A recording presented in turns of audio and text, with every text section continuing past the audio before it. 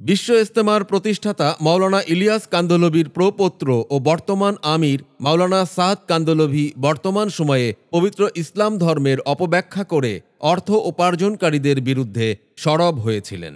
এতে ক্ষুব্ধ হয়ে উঠে তথাকথিত ওয়াজ মাহফিলের নামে হেলিকপ্টারে চড়ে মুখরোচক বয়ান লিখে লাখ লাখ টাকা হাতিয়ে নিচ্ছে কতিপয় ধর্ম ব্যবসায়ীরা।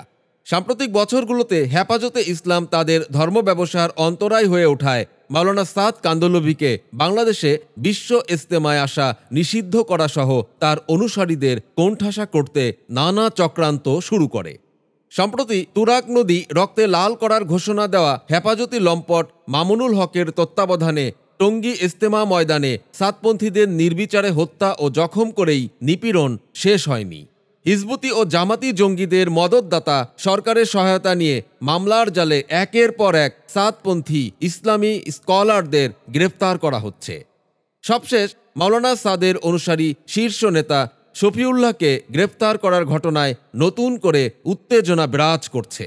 তাবলিগ জামাতের সাধারণ অনুসারীরা প্রশ্ন তুলেছেন, একদিকে হেলিকপ্টারে করে মিজানুর রহমান আজহারি মামুনুল হকদের মতো ধর্ম ব্যবসায়ীরা যখন রাজনৈতিক অভিলাষ নিয়ে দেশের নানা প্রান্তে ওয়াজ মাহফিলের নামে জঙ্গিবাদ প্রচারে তৎপর, তখন ধর্ম ব্যবসার বিরুদ্ধে সোচ্চার হওয়া সাতপন্থীদের একের পর এক গ্রেফতার, চরম স্বেচ্ছাচারিতা। প্রকৃত ইসলামী মূল্যবোধকে বাঁচাতে শুভবোধ সম্পন্ন রাজনৈতিক শক্তিগুলোকে এই অপচেষ্টার বিরুদ্ধে রুখে দাঁড়ানোর আহ্বান জানিয়েছেন মাওলানা সাদের অনুসারীরা। প্রিয় দর্শক, সমকালীন সব চমৎকার খবর ও বিশ্লেষণ দেখতে সাবস্ক্রাইব করুন আমাদের চ্যানেলটি।